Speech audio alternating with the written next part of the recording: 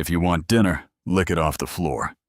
Marcus's laughter rang out harshly, drowning out the soft jazz playing through the mansion. He had just knocked the plate of chocolate pastries from my hands. Pieces of cake scattered pitifully across his polished leather shoes and the luxurious marble floor. Every eye, his senior colleagues and business partners, turned toward us.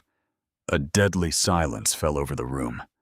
Marcus looked at me with open contempt. He was no longer the polite son-in-law I once knew. He was a man freshly promoted, drunk on the illusion of power. Tilting his head, he said quietly, yet loud enough for those nearby to hear, that the old man had clearly lost his mind, and that perhaps a nursing home was more suitable for me than a high-class party like this. I didn't shout.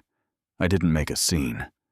40 years in military intelligence had taught me that the first man to reveal his emotions is the first man to lose. I lowered my gaze to the mess at my feet, then slowly lifted my eyes to meet his.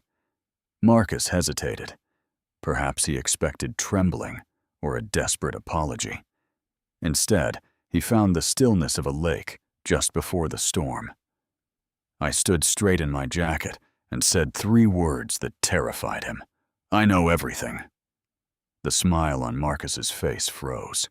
The color drained from his cheeks, shifting from wine red to a strange pale white. He tried to speak, but his throat locked up. I could see sweat beginning to form on his forehead. He knew exactly what I meant. He knew the filthy secret he had hidden for the past 3 weeks had just been exposed. I stepped closer, leaned near his ear, and whispered that this was only the appetizer. Tomorrow, I would do something far worse. Then I turned and walked away, leaving him standing frozen in the middle of the whispering crowd. Marcus had no idea that his plan to destroy my daughter had officially failed the moment I spoke those words. He thought he was the predator, but he had forgotten one small detail.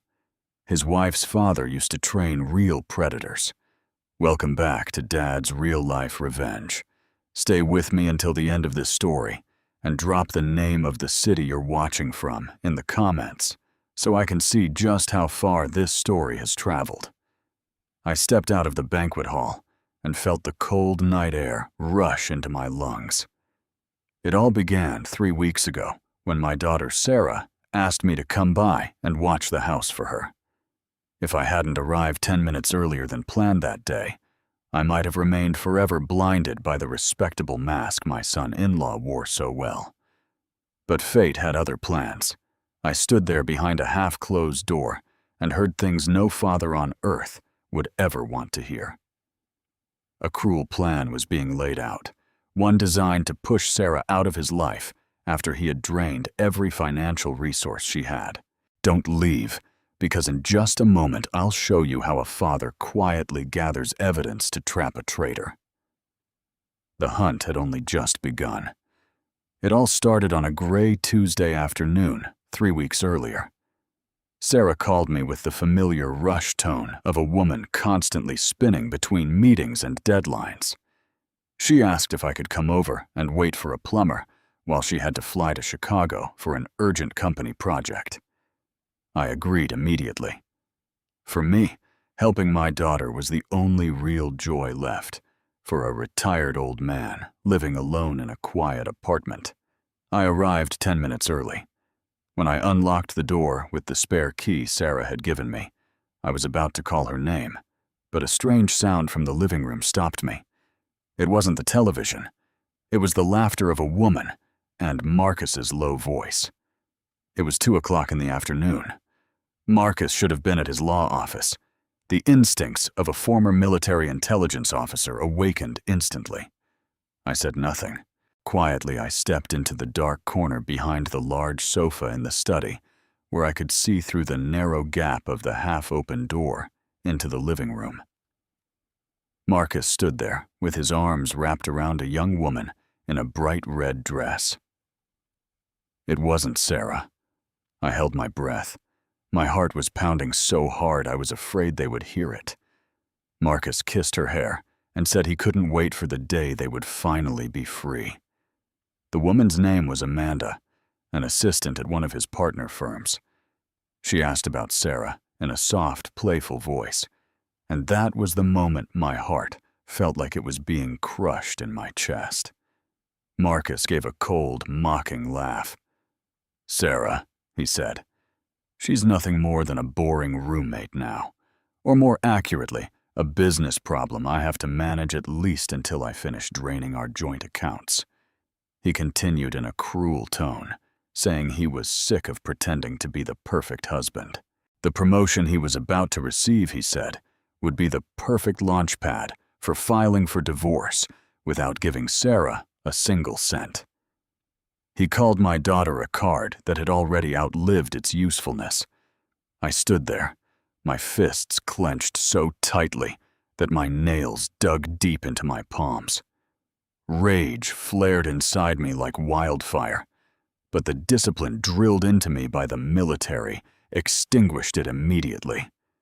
If I burst into the room right now, the best I could do was punch him once, and everything would end in a meaningless scandal. He would have time to destroy the evidence, and Sarah would be the one who suffered most.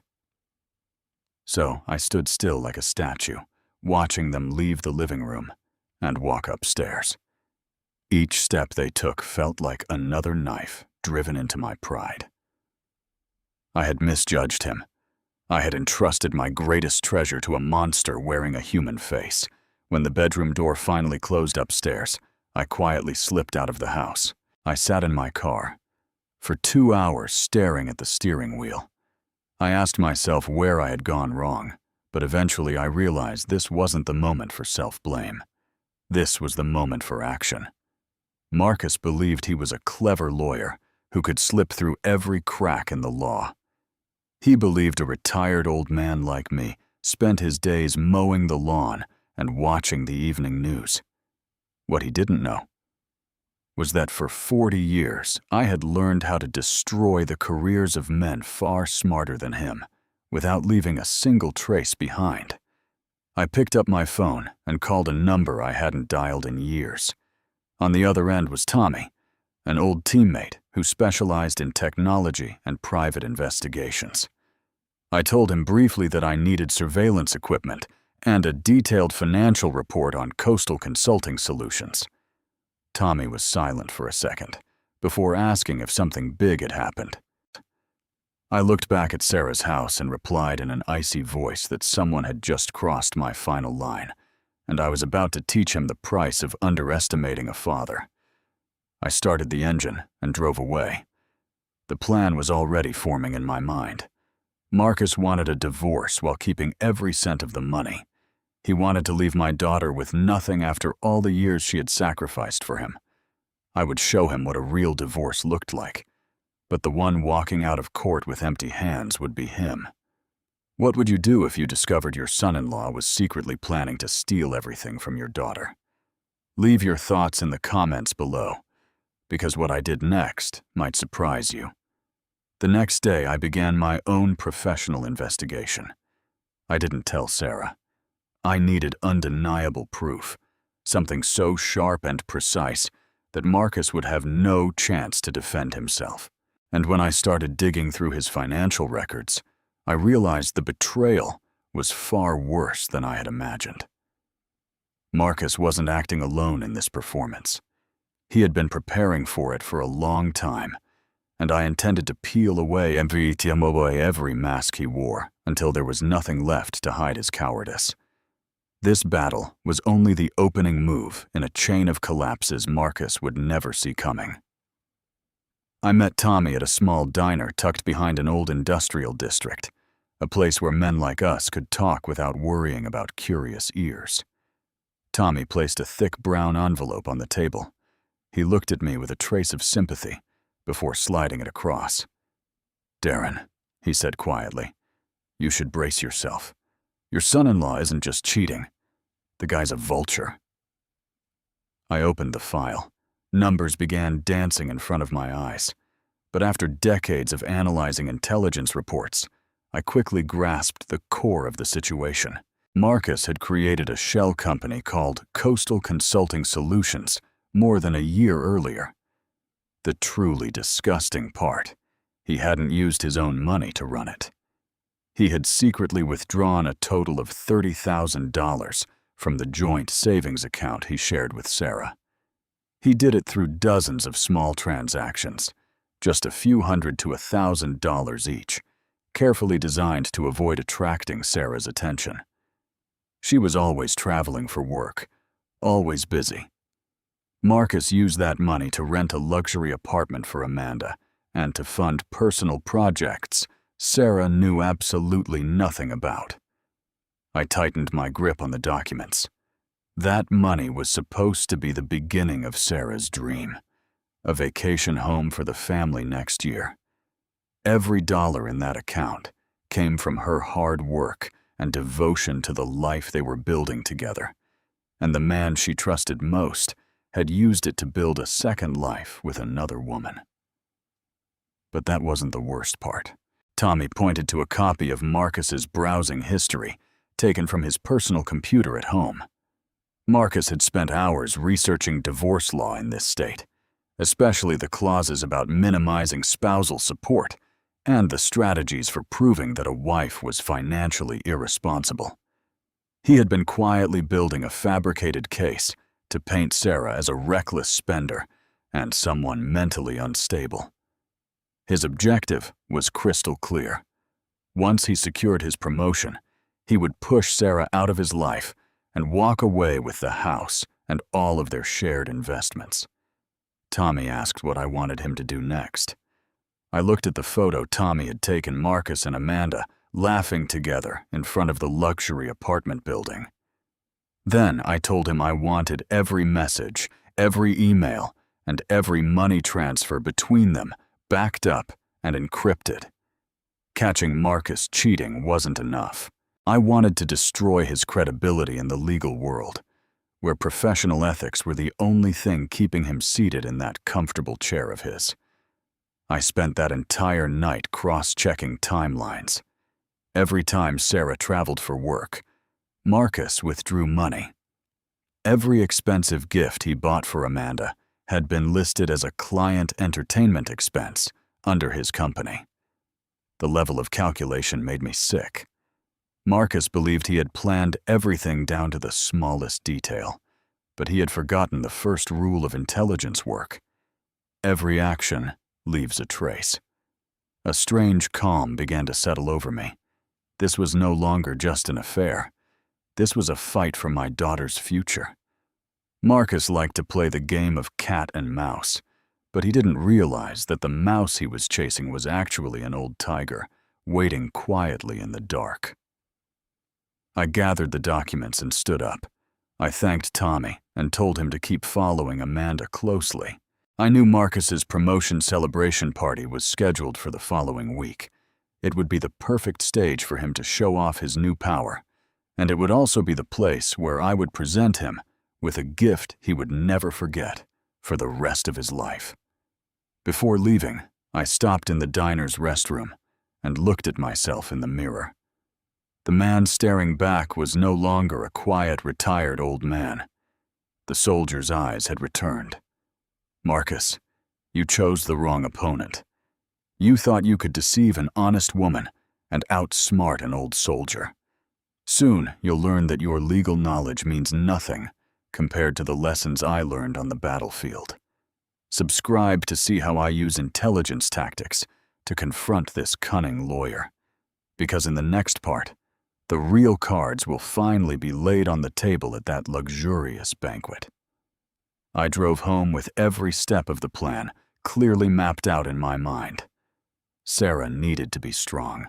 She needed to see the truth, even if it hurt more than anything she had ever experienced. But before that moment came, I would allow Marcus to enjoy the final fleeting seconds of his glory. The higher a man climbs, the harder he falls, and I was going to make sure Marcus fell all the way to the bottom. That night, I placed Tommy's file inside the hidden safe beneath the floor of my house. It was where the truth would wait, along with the death sentence for Marcus's career and reputation. The hunt had officially entered its decisive phase. Marcus had no idea that every step he took and every word was now being recorded, carefully preserved for the final act. Then the night of his promotion party arrived. It was a glamorous evening at the very house Sarah had lovingly decorated corner by corner. Marcus moved through the crowd of guests in an expensive suit, that smug smile never leaving his face. He looked like a king celebrating his kingdom. But to me, he was nothing more than prey confidently walking into a trap. I stood quietly in a shadowed corner holding a glass of water and observing. Sarah stood beside him forcing a polite smile, though I could clearly see the exhaustion in her eyes. Marcus barely acknowledged her presence. He was too busy charming his senior partners and boasting about becoming the youngest partner at his law firm. The moment reached its peak when Marcus asked everyone for their attention so he could give a speech. He began with empty words about hard work and success. Then his gaze shifted toward me. It was the look of a man granting a favor. Marcus said he was proud to have such a simple father-in-law, someone who had taught him the value of being satisfied with what one had, even if that meant living a modest, ambitionless retirement.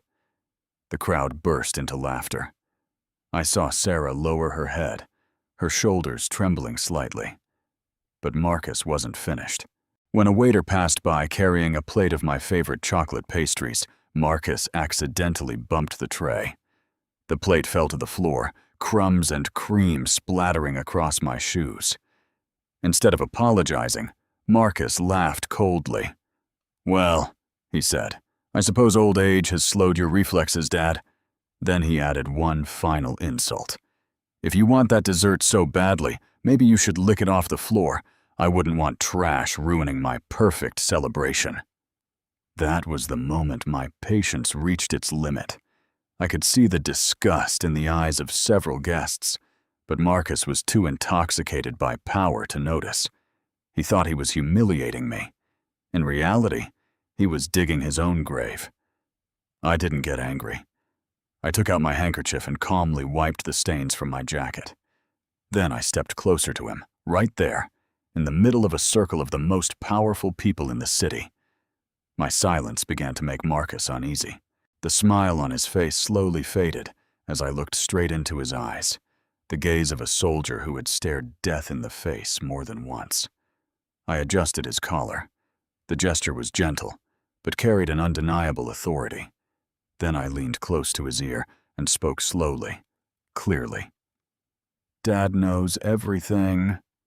I saw his pupils shrink instantly. He stammered, asking what I meant. I only smiled a smile that made him shiver. Then I continued quietly. "I know about Coastal Consulting. I know about Amanda. And I even know about the safe you think is so well hidden." Marcus's face turned from red to ghostly pale in a matter of seconds.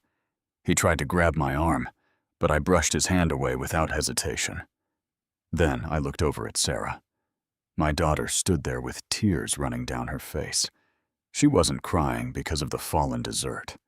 She was crying because at last she had seen the true face of the man she called her husband. I turned to the guests and spoke calmly.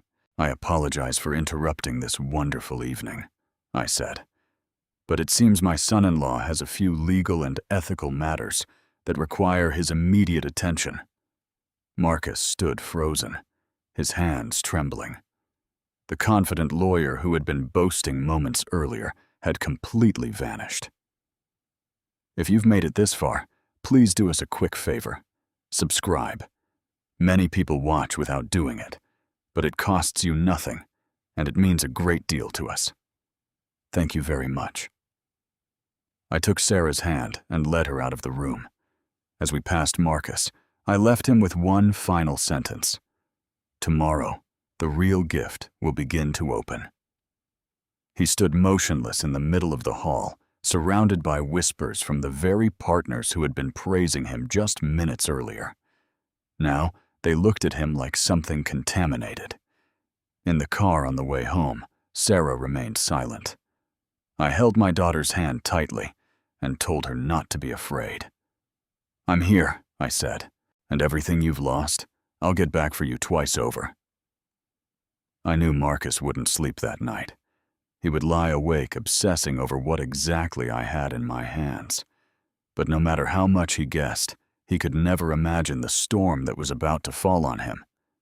The skills of 40 years in the military weren't decorations. I spent my life protecting my country, and now I would use everything I had learned to protect the most precious thing in my life. The confrontation at the party was only the opening shot. Tomorrow morning, the truth would stand in the full light of day, and Marcus would finally understand that underestimating a father was the greatest and final mistake of his career. His performance was over. Now the sentence was about to begin. The next morning, I asked Sarah to meet me at a small, quiet cafe on the outskirts of town, far away from the gossip of the legal world and the whispers left behind by last night's party. Sarah arrived with swollen eyes, but there was a steadiness in her posture that hadn't been there before. She looked at me. She didn't ask about the dessert plate. She didn't ask about the humiliation at the party. She asked only one thing. "Dad, what do you really know?" I didn't say much. I simply placed the file that Tommy and I had prepared on the table. It wasn't just a stack of papers. It was an indictment. Inside were the full financial records of Coastal Consulting Solutions, photographs of Marcus and Amanda together, and most importantly, the detailed plan Marcus had written outlining how he intended to push Sarah out of the marriage with nothing. As Sarah turned the pages, I saw her hands begin to tremble. Then slowly, they clenched into fists. The pain in her eyes gradually gave way to something else. Determination. Sarah looked up at me and said quietly that she had been foolish to believe his promises. I took her hand. "You weren't foolish," I told her. "You were simply too kind to a man without a heart." Then added softly, "But that kindness ends today." At that exact moment, Sarah's phone rang. Marcus. He had apparently discovered that the original documents were missing from the safe in his home office. I signaled for Sarah to answer and put the call on speaker. Marcus's voice was shaking, half threat, half desperation. He claimed everything was a misunderstanding, that the money had been moved only to invest in their shared future. I took the phone from Sarah and spoke calmly. "Your future ended the moment you knocked that dessert plate to the floor, Marcus." Then I added, "Now it's time for you to face the present. We'll meet at your office at 10 a.m., together with Sarah's lawyer." The final confrontation took place in the very office Marcus had once proudly shown off walls, decorated with awards and framed achievements. Marcus sat there, looking 10 years older overnight. Around him were several colleagues watching with growing suspicion. Sarah walked in. She was no longer the silent, obedient wife. She placed the prenuptial agreement Marcus had once forced her to sign onto the desk. Marcus let out a strained laugh. "That document clearly states you get nothing if we divorce," he said. But Sarah cut him off coldly. She pointed to a small clause, one Marcus himself had added years earlier, to protect his own interests. The clause stated that if either party attempted to conceal or transfer joint assets, or committed serious ethical misconduct that harmed the other's financial standing, the violating party would lose all inheritance rights and be 17 required to repay double the amount taken. Marcus's face turned the color of ash. He had forgotten that he himself had inserted that clause years ago to protect himself from Sarah. Now it had become the very chain tightening around his own neck. I stepped forward and placed another document on the table, a formal complaint for professional misconduct to the Bar Association. Then I spoke calmly. "If you sign this divorce settlement, return the full $30,000 and leave the house immediately we'll consider not sending this complaint to the bar." I paused. "But if you refuse, you won't just lose the money. You'll lose the license you spent your entire life earning." Silence filled the room. Marcus looked around, searching for support. He found none. The colleagues he had once treated with arrogance were now looking away. Amanda had already disappeared the moment she heard Marcus was under financial investigation. His hand trembled as he picked up the pen. Slowly, humiliatingly, he signed the agreement. When we stepped out of that office, Marcus called after me with a bitter voice. "You think you've won?" he shouted. "You've destroyed my life." I stopped and turned to face him. "No, Marcus," I said quietly. "I didn't destroy your life. I simply returned to you exactly what you planted." Then I added one final sentence. "The best revenge isn't anger. It's justice." I took Sarah's hand and walked forward without looking back. I saw my daughter take a deep breath, as if a crushing weight had finally been lifted from her chest. Marcus had lost everything. He lost control of the assets. He lost the career he had chased so obsessively. And most importantly, he lost the respect of every person around him. The coming months would force him to live with exhaustion, humiliation, and struggle, the very future he had planned for my daughter. Sarah and I walked toward the parking lot, where bright sunlight poured across the pavement. A dark chapter had finally ended, and I knew that with the strength inside her, Sarah would rise again stronger than ever.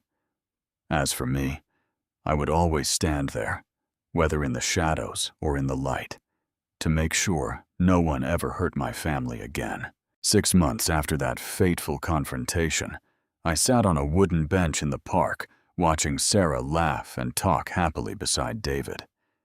David was a calm, thoughtful architect. He didn't wear flashy suits or speak with the polished charm Marcus once used so effortlessly. But in the way he looked at my daughter, I saw something far more valuable, genuine respect and sincerity. He didn't see Sarah as a business problem. He saw her as his world. Sarah had used the money she recovered from Marcus to start a legal support fund for women who are financially manipulated in marriage. She was no longer the quiet, patient woman she used to be.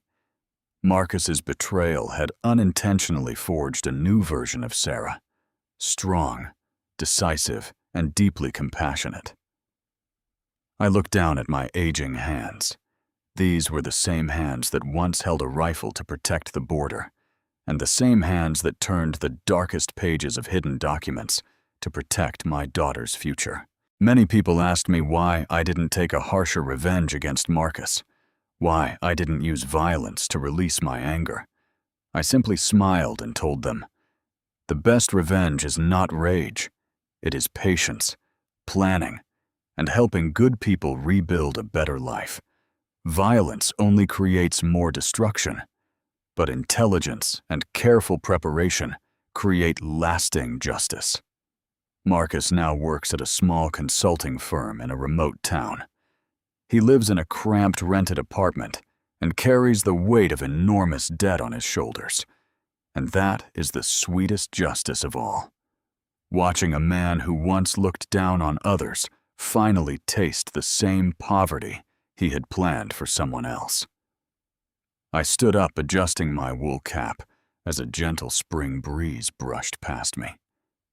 Life always brings cruel turns, but as long as we refuse to give up, as long as we have the courage to face the truth, light will always appear at the end of the road. I no longer lie awake at night worrying about Sarah. She's all right now, and so am I. If you've listened this far, I know you're someone special. Join our community by hitting like and subscribing to hear more raw, real stories about family and life. And as always, thank you for being part of this space. I walked towards Sarah and David feeling a strange sense of peace. A soldier may retire. A father may grow old.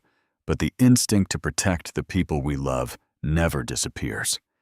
It's never too late to start again, and it's never too late to protect the people we love with all our heart and all our wisdom. My story ends here, but I hope it serves as a reminder to anyone feeling trapped or powerless. Silence is not weakness. Sometimes it is simply the preparation for the most spectacular reversal of all. Goodbye for now, and I'll see you again in the next stories on Dad's real-life revenge.